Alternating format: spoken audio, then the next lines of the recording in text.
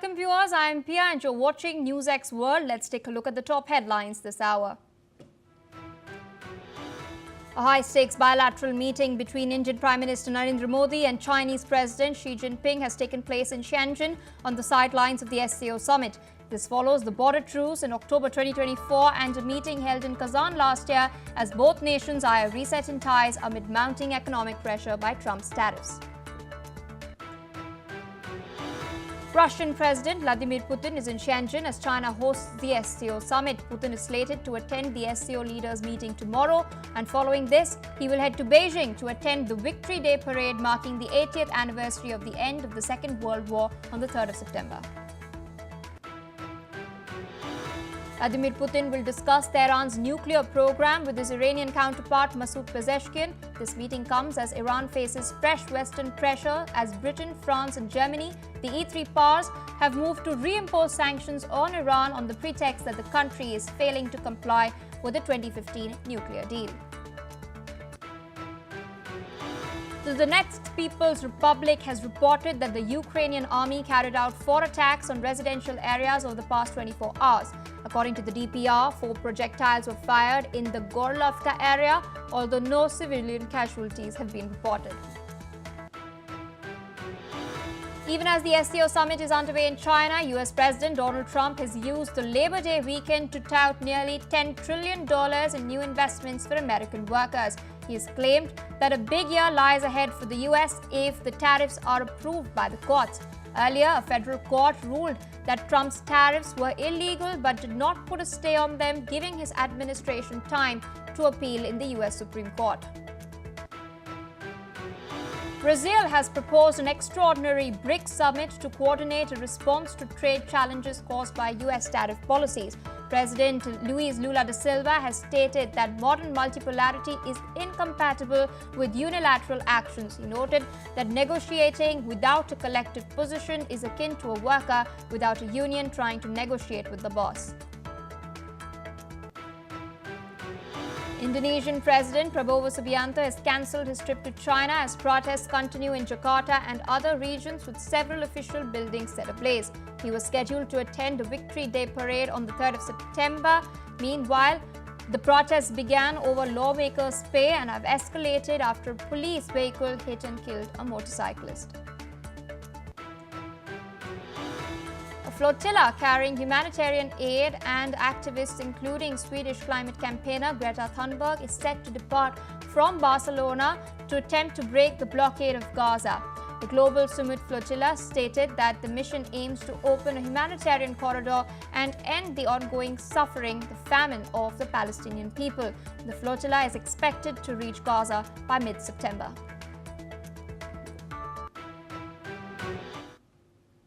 Well, viewers, the world's eyes are trained towards the SCO summit taking place in Shenzhen, which is bringing together leaders from 24 countries of the world in its 25th anniversary edition.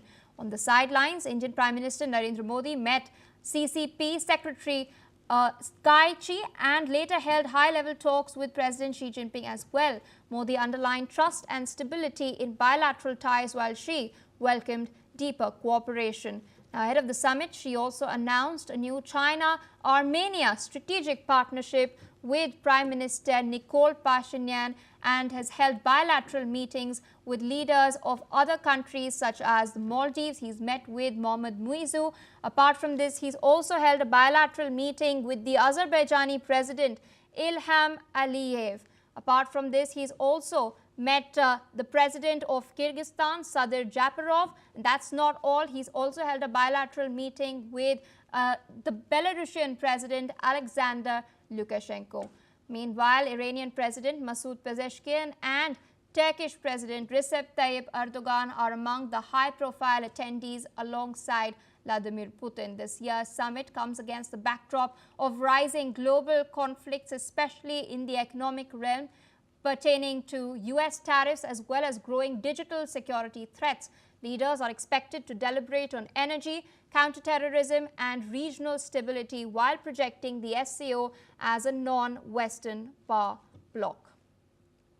Meanwhile, my colleague and our senior executive editor Megha Sharma is joining us live from Shenzhen, where she's bringing exclusive insights and the latest updates. Megha, over to you. What's on agenda for the day today in the evening? We do know that there is a dinner that Xi Jinping is hosting, and the summit itself will be held tomorrow.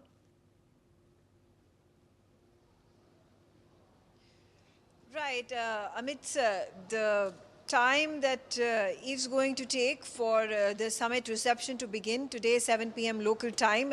There are a lot of bilaterals and flurry of activities that are taking place in Tianjin. And while this summit reception will take place just next door to the media center where I am reporting from, the bilaterals are taking place in different other parts of Tianjin, where Xi Jinping is hosting the heads of the states that have arrived in China and are desirous of having a one-on-one meeting with him. Key amongst them, you already mentioned, there has been a bilateral that has happened between Xi Jinping and his Maldivian counterpart Muizu. There has also been a bilateral that has happened between the Chinese president and his Armenian counterpart. There has been a desire that has been shown by Armenia that it wants to join the SCO, and Xi Jinping has been extremely supportive of it, which also goes on to show how the founder member of the Shanghai Cooperation Organization, which started off with just 4 members back in 2001 and has now become a 10-member grouping, is looking to further expand and even strengthen the grouping at this point of time. From 10, Belarus is the latest entrant into the 10-member grouping, and if Armenia also is brought into it with a memorandum that is passed, it will bring the strength to 11.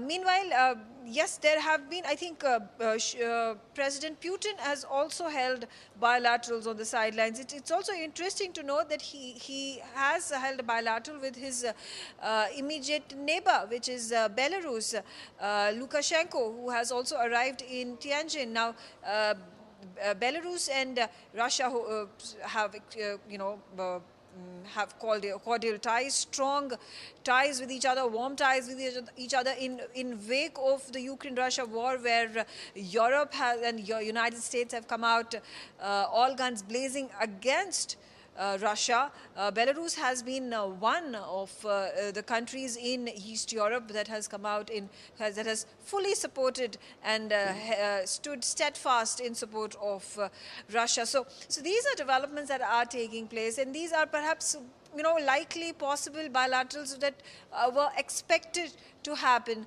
on the sidelines. We still have a few hours to go. 6:30 p.m. local time, Beijing time, is when Foreign Minister Wang Yi is going to be holding a press conference, and this press conference will just encapsulate what all is expected from the SCO Summit 2025. Right after that, at 7 p.m. is when the official reception of the SCO Summit is going to be hosted by President Xi Jinping. And tomorrow, of course, we understand that the SCO Summit will officially start. Indeed, Megha. With that, I would like to thank you for joining us on the broadcast live, sharing all those details. We will keep our eyes peeled for the leaders' meeting that is slated to take place tomorrow, as well as other crucial bilateral meetings that are lined up. We are, in fact, now getting to know that there is a bilateral meeting that has just commenced between Xi Jinping and Turkish President Recep Tayyip Erdogan. Meanwhile, joining us on the broadcast is Mr. Paul Goncharov. He's a financial analyst from Moscow. We also have with us Mr. Keith Vaz. He's a former minister in the UK. He's joining us live from London. We also have William Yang. He is an analyst from Taipei. I'd like to come across to Mr. Goncharov first. President Putin is in China. He is slated to meet Chinese President Xi Jinping very shortly. And the SCO summit, as well as this bilateral, comes as the US is mounting pressure against Russia in order to end the war with Ukraine. What are your expectations from this bilateral meeting between Russia and China in the backdrop of American pressure?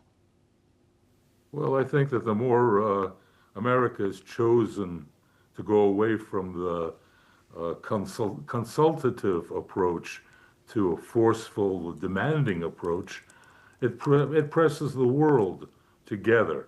And by the world, I mean the global south, Russia, India, China, much more solidly put together. I heard this morning a colleague of mine in the Russian Ministry of Foreign Trade, he said that we're now seeing clearly the division of compradors, which, if you'll recall, was popular in China during the colonial era. So now the world is being divided into compradors and those that are clear-thinking, multipolar advocates. Indeed, I'd like to rope in Mr. Keith Vaz into the discussion as well. The SCO in China specifically, it's being touted as an alternative to Western-led alliances, particularly NATO. NATO is, of course, a military alliance. The SCO is not formally a military alliance, but it is an organization that largely focuses on regional security.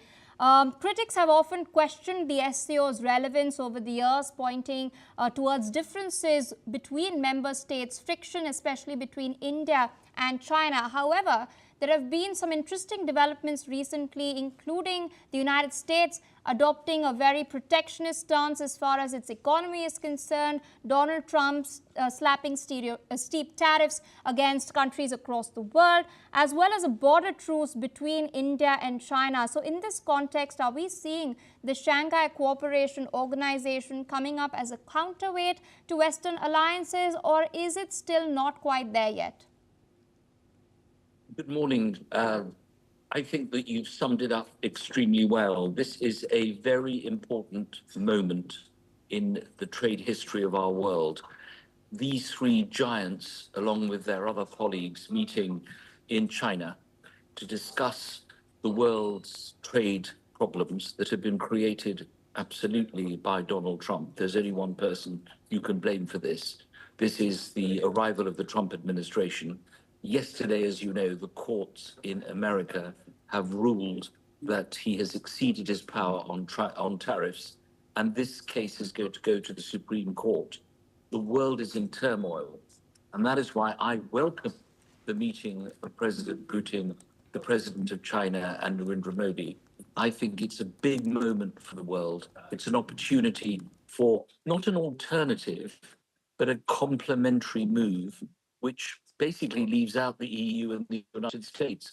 For too long, these two blocs, the EU and the USA, have ruled the world economically. Now we have other countries moving forward. And in India's case, I think that Narendra Modi has played a brilliant hand. Why should he be bullied by the American president into not selling his oil to other countries, oil that's come from Russia? Why should he be bullied in not even buying that oil from Russia when India has had a relationship with Russia that's gone on for decades and decades since independence? So this should be an exciting moment for the world. And it's something that the three leaders, plus their colleagues from Turkey and other countries, should be able to grab. And I hope that they will do so, because I think it's important that they do. I'd like to also rope in Mr. William Yang. Thank you for waiting, rather patiently listening to our other panelists as well. We've seen a bilateral meeting take place between Xi Jinping and Narendra Modi. Their last bilateral was in Kazan on the sideline of the BRICS summit. And the Indian Prime Minister is visiting China after a gap of 7 years. So despite its differences with China, India, which is a member of the Quad grouping, is resetting its ties with Beijing in a way. There are reports now coming in from American publications such as the New York Times that Trump might not make it to the Quad summit this year. So how does it augur for the security aspect of the Indo-Pacific at large? Yes, I think this recalibration that's prompted by the Trump administration's punitive tariff policies against India is really going to create some fundamental changes in the balance of power in the Indo-Pacific region. I think we need to remember how important, in fact, India is part of the Quad. It has the largest number of population. It is one of the fastest rising economy in the world, and at the same time, it has a very strong military industrial base that, in fact, is going to would have played a very important role in the U.S. effort to compete with China in the Indo-Pacific region. But I think now we are seeing clearly from the readouts, both from the Chinese side and the Indian side, that Modi and Xi are willing to set aside fundamental differences and try to find a way to move forward on some of the most strained and contested issues bilaterally, and focus more on, I think, the areas where I think opportunities for cooperation is really, there, which is the bilateral economic and trade ties. We see that the Chinese president has clearly said that, as long as both sides can prioritize their economic relations and make sure that they focus on being partners rather than rivals, then he believes that China and India can actually have a collaborative and also positive relationship moving forward. All right, I request all my guests to stay on with us on the broadcast. We're tracking some other updates that are coming in from the ground in Shenzhen. We're now learning that Chinese President Xi Jinping and Armenian Prime Minister Nikol Pashinyan have announced the establishment of a strategic partnership between China and Armenia. The announcement has come during their meeting in Shenzhen on the sidelines of the Shanghai Cooperation Organization Summit. Xi has called the move a milestone in bilateral relations, stressing mutual support as well as cooperation in the Belt and Road Initiative and stronger people-to-people exchanges. He's also backed Armenia's interest in joining the SCO. Meanwhile, Prime Minister Pashinyan has praised China's development under Xi Jinping's leadership and reaffirmed Armenia's support for the One China principle and stated that the partnership will elevate ties to a new level. Both sides have signed a joint agreement and multiple cooperation documents to mark the new era in relations. With us on the broadcast, Mr. William Yang, I'd like to rope you in regarding this development. Armenia has now formally recognized the One China policy. How would you react to this?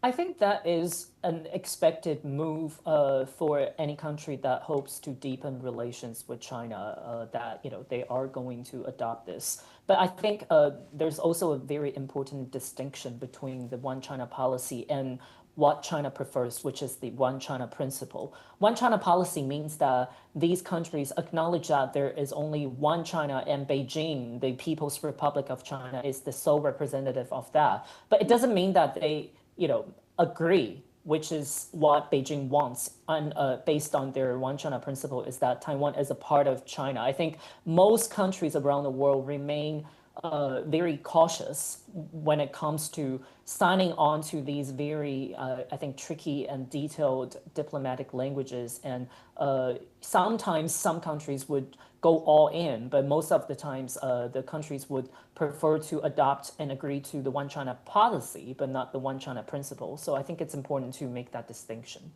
All right, I'd like to thank you, Mr. Yang, for taking our time speaking to us on NewsX World. I'd like to go across to Mr. Paul Goncharov, who's still with us on the broadcast. I'd like to address another important upcoming bilateral meeting that is going to be taking place tomorrow. That is between the Indian Prime Minister Narendra Modi and Russian President Vladimir Putin. India and Russia enjoy close ties, of course, but this comes in the backdrop of the Russia-Ukraine war that still persists after 42 months. India has always advocated for peace, stating that this is not an era of war, a message that the Prime Minister had given to the Russian President when they met last time as well. Meanwhile, the Ukrainian President Volodymyr Zelensky had dialed Narendra Modi yesterday evening.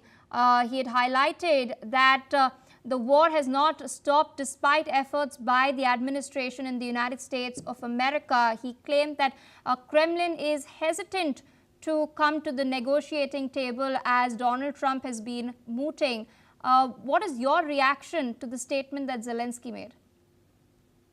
Well, it was, I guess, expected from Zelensky. The bottom line is here is a conflict that's brewing for ages, from back before 2014.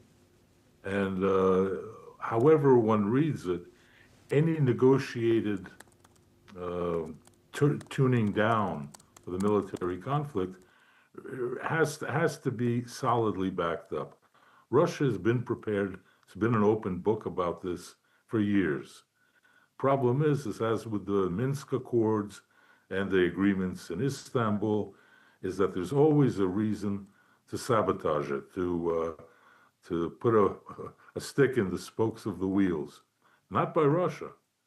I think we all clearly remember what Angela Merkel said: give Ukraine time to rearm. So what Russia is looking for is a solid guarantee that this is not going to be just some temporary rearming ceasefire, but they want the long-term picture of settling the conflict and the reasons why it occurred. Indeed, and India's purchase of Russian oil is being penalized. The Donald Trump administration has slapped 50% tariffs. Some of Trump's close advisors, including Peter Navarro, has come out and stated that this war is Modi's war, which is quite an interesting statement. While the US does have concerns regarding its own economy, it is in a protectionist posture at the moment, but is slapping 50% tariffs against India really fair in this context? Because India does not seem to be backing down. India is still purchasing oil from Moscow. In fact, the charge d'affaires in India, the Russian charge d'affaires in India, had recently highlighted that there may be a discount that Moscow could offer India further. Well, despite the insulting statements by Navarro and others, I think India is taking the correct position. Stand firm. Don't give in to this blackmail, because it's the ultimate in hypocrisy. When America buys Russian uranium, when America buys Russian fertilizers, where America buys oil-derived products, as well as the European Union and others, and then to expect India to act differently. This is not cooperation. It is coercion, enforced coercion. So I think India would be well advised to stand firm and see how long the United States is willing to put up with the lack of success in this particular tariff war. One final question from you, sir. President Putin will also be meeting his Iranian counterpart, Masoud Pezeshkian, on the sidelines of the SCO summit. This is in the aftermath of the E3 powers, Britain, France and Germany, threatening sanctions against Iran over its nuclear program. The United Nations has backed this ultimatum, this snapback move. How do you think Iran will then proceed from here? Well, snapback or not, Iran has stated its path is clear. They will be developing nuclear energy. Russia is behind that. Russia is willing to stand as guarantor. What more can one really say? It's a record that has a skip in it and it keeps repeating. All right, so with that, I would like to thank you for taking out time speaking to us on NewsX World.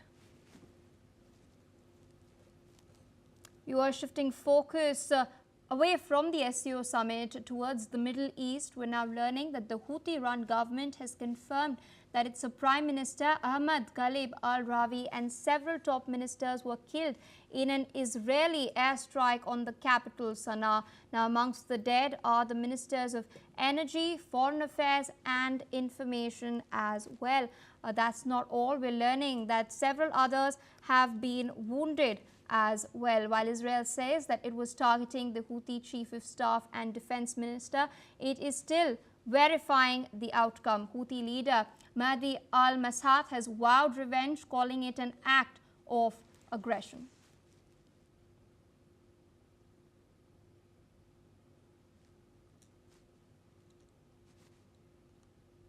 More news coming in from the Middle East. Thousands of Israelis have gathered in Tel Aviv's Hostages Square, urging the government to prioritize the safe return of hostages that are still held in Gaza. Protesters have voiced anger at Israeli Prime Minister Benjamin Netanyahu's plan to push ahead with the government takeover of Gaza City, warning that it undermines efforts to bring the captives home. The weekly rallies have become a symbol of growing public pressure on the Israeli government to strike a deal that ensures the survival and safe return of the remaining hostages. On that note, listen in to what some of the protesters have had to say. I don't know why he wants it. I mean, to go into Gaza now and to conquer Gaza and to risk the hostages is something which is unbelievable. It's not normal. We should leave this one, to find a way to bring back the hostages first, and then to see, maybe to stop the war. Is that the war should have ended long ago, and all we want is we hope and yearn for peace, and we want to see the hostages back home, both the living and the ones who have died on October 7th and since then in captivity. If Netanyahu chooses to invade Gaza instead of advancing the current deal, it will condemn our hostages and many of our brave soldiers to death. He will be spilling the blood of Israeli citizens. Well, viewers, that's all that we have time for. More news and updates on the other side. Stay tuned on NewsX World as we dip into a quick short break.